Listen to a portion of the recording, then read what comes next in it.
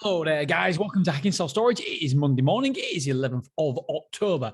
Okay, so as you guys know, last week we was telling you about a potential disastrous week that we was going to have. Now, did it happen? You bet, yeah, bollocks it did. We lost a lot of square foot. We'll get into that in a minute. That means our store occupancy now is 80.27.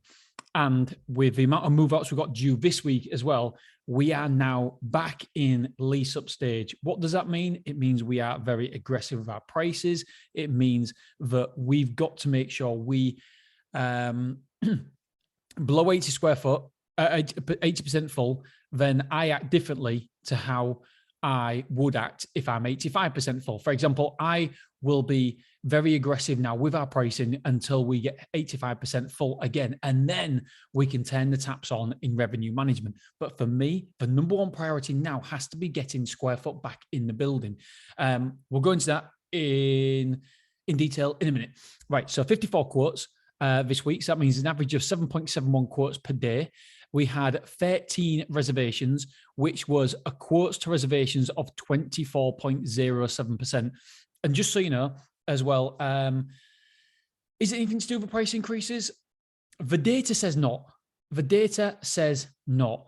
The data is suggesting that we have just come to the end of when we had thousands of square foot come in. It was always bound to move out eventually. What I'll do is on the monthly figures, the September monthly figures, which is coming on Wednesday, what I'll do is I'll detail exactly, if you look at the conversion rate, if you look at the conversions for move-ins and conversion rate for reservations, they are still okay. They are still okay, even with a very, very high price point. But the problem is that we have move-outs. Now, we've looked at the data in terms of when these people were moving out. We spoke to every single person who's moving out, and we've asked them what we can do better, etc., etc. And it's been, nicey, fluffy conversation. And then we've hit them with the question we're really interested in: is there any particular reason why you're moving out? Obviously, I understand that most people will not tell you why they're moving out. If they're going to be moving out for a price increase, they probably won't tell you. What will tell you, however, is your data in terms of when they got the last price increase. Again, the data is very, very strong, suggesting that we have had 25% of people, of 25% of the move-outs only got the price, have had only 25% of the move-outs have had a price increase in the last 3 months. The other 75% of people haven't had a price increase. So it's probably nothing to do with the price increases. However, I feel very vulnerable at the minute in terms of how full we are. 80% full. Don't get me wrong. We've increased, we've added 20-something units as well, 21 outdoor units as well. So we've got more square foot to rent out, but still below 80%, we will be this next week because we're bound to lose square footage this next week. Then that is going to hurt. And so we will be below 80 square foot. So because of that, I believe that your occupancy dictates how you act in a certain way. How you behave in lease up is different to how you behave when you are full.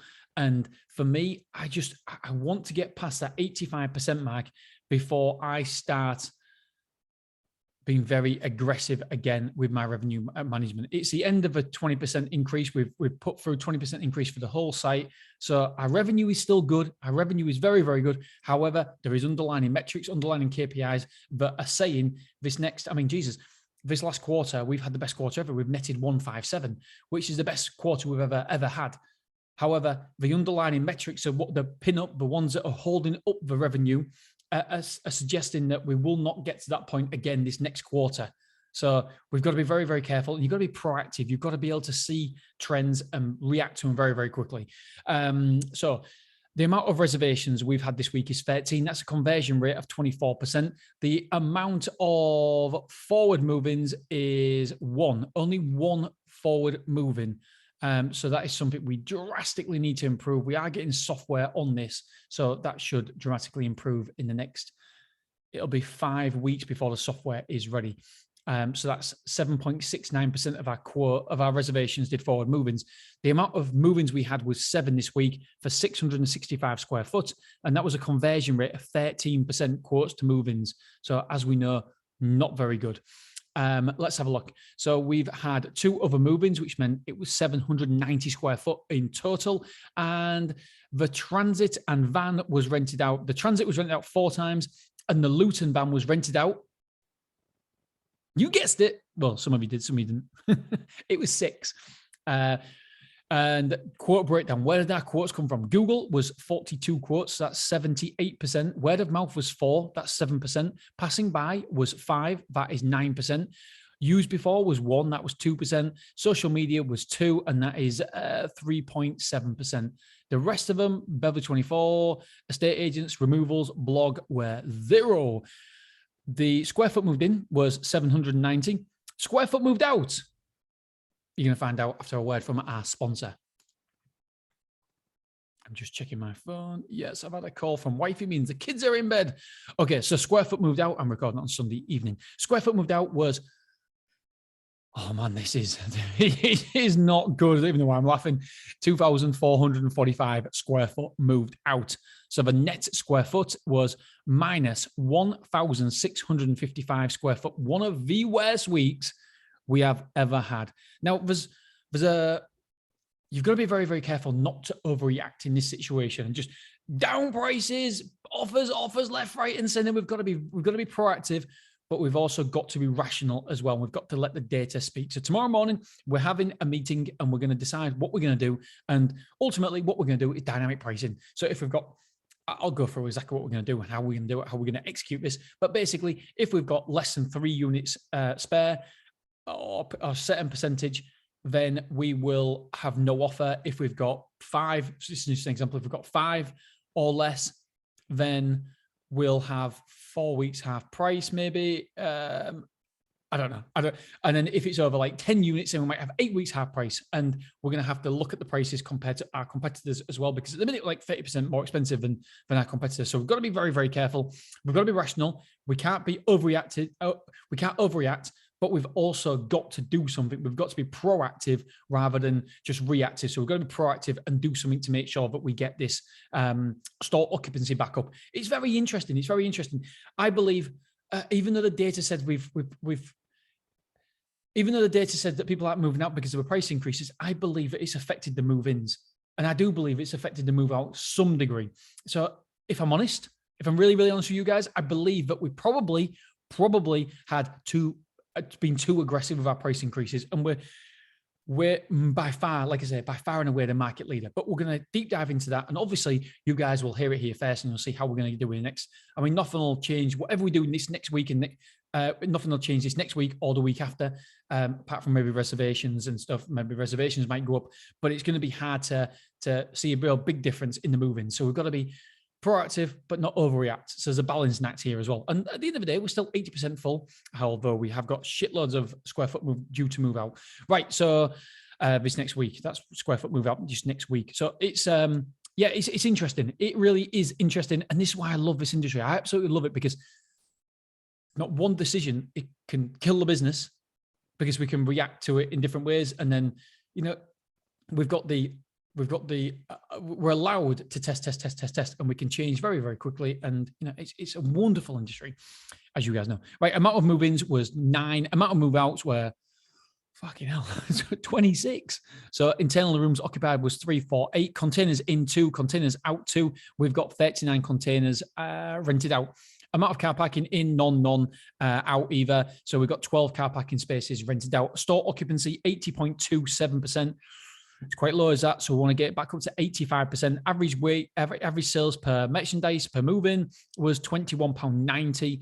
The insurance sold this week was 39,000. That was an average of £5,571. So pretty good there. Amount of move-ins due this next week is 6. And that is square footage of 550. So we need to improve there. Amount of move-outs due this next week is 15. 15 bloody move-outs. So 1,355 square foot. So we'll do amazing to be breaking even this week. I will do tipitals if we break even this week. So yeah, it's a bugger, isn't it? So revenue check. Let's have a look. Weekly revenue sheet. Here we go. And so far on the, we are basically £6,019 down on the actual revenue versus 2-period revenue at Stormore. And at Beverly, we're £4,243 up. That's because we had a customer pay for 3 years. I know what you're thinking. 3 years? How the hell are they paying for 3 years? I don't know. We're only supposed to allow someone to pay for 1 year in advance. So for some reason, something's got through and somebody's paid for 3 years up front. So don't really know what's happened there. So we'll find out. Again, we'll find out tomorrow. Because obviously, if you allow someone to pay for 3 years, it's wrapping in too much of a discount. It's in 2024, you'll be getting 2021 prices, which, yes, it's nice to have the money up front, but 3 years is a long, long time. So it's just something we've never discussed. So I haven't actually looked at the pros and cons too much, but when I saw it 3 years, I thought, wow, it's only supposed to be a maximum of a year. So yeah, interesting. Let's have a conversation about it. Let's see the rights and wrongs, and we'll see. What we're supposed to do. Right. Having said all that, I want to let you know that revenue was, I believe, it's the best we ever had. But I don't get carried away with revenue because I know that the revenue is underpinned by other KPIs, and the other KPIs are performing not great at the minute. So that means the revenue will go down eventually. So yes, the revenue was very, very good this week. It doesn't mean too much because, well, it does mean too much. Revenue's massive, but we want to keep the revenue up there all the time. Revenue is the biggest KPI, but we want to keep the revenue stable at a big amount. And the problem is the supporting KPIs. To do that, you need good supporting KPIs. And at the minute, we haven't got it. So yes, this revenue is good, but it won't continue like this because of the supporting KPIs. So Stormore, we took £18,766, 76 pence.